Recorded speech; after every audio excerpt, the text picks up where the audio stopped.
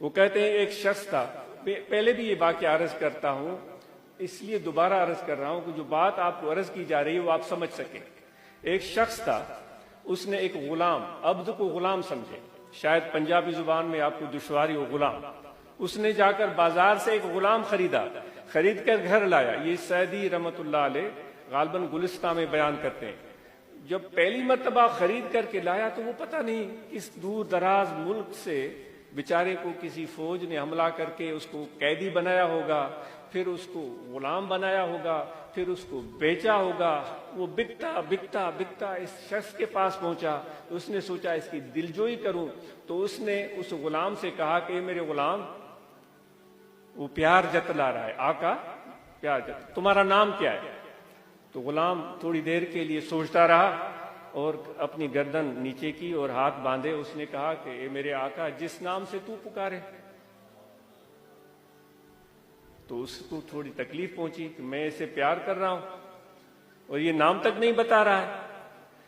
फिर उसने दूसरा सवाल किया, ए मेरे गुलाम, तुम्हें किस रंग के कपड़े चाहिए? वो थोड़ी देर वो गुलाम जिसको खरीद कर लाया था सोचता रहा। उसने कहा, ए मेरे आका, जिस रंग के कपड़े आपको पसंद हो मेरे लिए वो मुझे कबूल। उसको और थोड़ा गुस्सा आया, ये मेरा चंद रुपयों के एवज खरीद कर लाया हूं, मैं प्यार कर रहा हूं, ये सीधे मुंह बात नहीं कर रहा है, नाम भी नहीं बताया कपड़े की रंग।